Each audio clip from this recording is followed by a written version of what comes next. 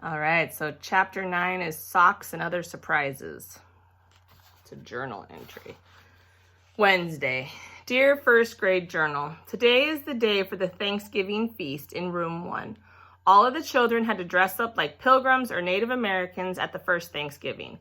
And so that is how come I told Mother, do not make me a pilgrim costume, and I mean it. I could not have been louder, by the way. Only what do you know, Mother said she forgot I told her that, plus also she gave the costume job to my grandma Helen Miller. And so big surprise, this morning Helen brought the costume to my house. And oh, no. It was a pilgrim dress. I did a shriek at that thing. Then I ran down the hall and out the back door, and I hid behind the trash can next to the steps. But Mother found me speedy fast, and then me and her had a little tussle. And what do you know? Now I'm sitting in my chair at school, and I am wearing a stupid pilgrim dress. This is the worstest day of my entire school career. Your friend, Junie B. I do not want to be a pilgrim, and I mean it. I slumped in my seat real glum. Then bam! The morning got even worse on account of May came running into the room, and she was dressed like a Native American Indian girl, and that is what I wanted to be. I slumped lower in my chair. May hurried down our row, and she poked me in the arm. Hello, Junie Jones. Look at the Thanksgiving costume my mother made for me. I am a Native American Indian girl. She poked me again. Look how great the costume is. Look at the fringe on the bottom of my dress. Look at the beads around my collar. Look at my cute moccasins. Look at the long braid in my hair. I turned my face away from her. Look at the back of my head, I said. May ran around in front of me. Guess what my name is, Junie Jones? My name is Chief May, chief of everybody, and I will be bossing around the Native Americans at the feast today. Plus, I will be bossing around the pilgrims, too. After that, she looked me over. Let's see. It looks like you are a little pilgrim girl, she said. A little pilgrim girl is not the chief of anyone, is she? A little pilgrim girl is just a girl. She did a smirk. What is your name, little pilgrim girl, she asked. Do you have a name? I made squinty eyes at her. My name is Get Out of My Face, Chief Nutball, I said back. I do not know where I come up with this great name. These things just come to me. May frowned her eyebrows. I think your pilgrim name is Grouchy, she said. After that, she swung her long braid in my face, and she sat down in her seat. Just then, Mr. Scary came hurrying into the room. He had been talking to someone in the hall. His face beamed at our costumes. Boys and girls, you look so great in your Thanksgiving outfits, he said.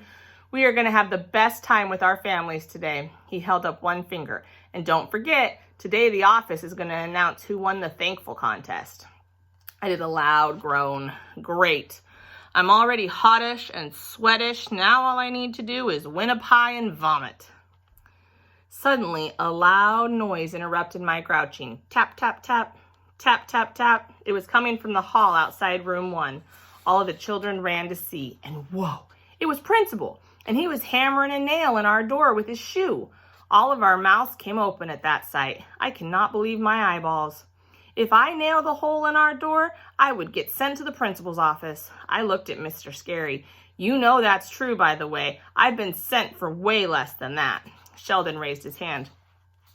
How come you're doing that, Principal? He asked. How come you're nailing a hole in our door with your shoe? Just then his eyes glanced down at Principal's sock foot.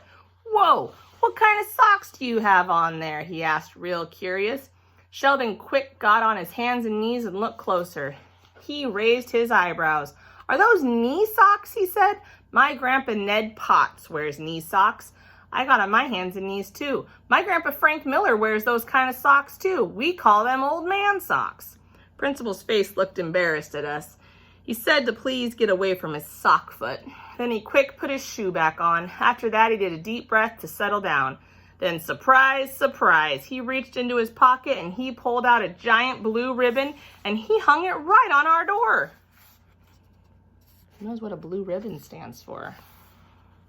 Anybody know? Congratulations to you, room 1, he said real happy. You won first place in this year's thankful contest. All of room 1 stood very still for a minute. That is called we were in a daze. Then boom, we jumped and clapped and danced and yelled, we won, we won. Mr. Scary's face looked thrilled at us. I knew you could do it, he said. I told you that you were a special group. Me and Herbert linked our arms together and we skipped in a happy circle. We won, Junie B. We won a giant first place blue ribbon and a big pumpkin pie. All of our skipping came to a stop because we remembered we don't like pumpkin pie. Herb and I looked sickish at each other. Then all of the other children looked sickish too. Oh no, pumpkin pie. We have to eat pumpkin pie. But then, good old Lenny came to the rescue because he already had the whole thing figured out. Don't worry, everyone. I've got a plan. He pointed to the back of the room. We've got a giant cleanup sink back there, remember? All of us looked at the cleanup sink. So, we said. Lenny grinned. So if anyone makes us eat pie, we'll just put it in our mouths, then run to the cleanup sink and quick, spit it out, he said. All of room one thought for a second, then, whew, a big breath of relief whooshed right out of us, because spitting pie in the cleanup sink is a genius idea, of course. We started smiling again. Hooray for Lenny. That guy thinks of everything. So we'll read chapter 10 tomorrow. Naming stuff. All right. I will see you guys at math.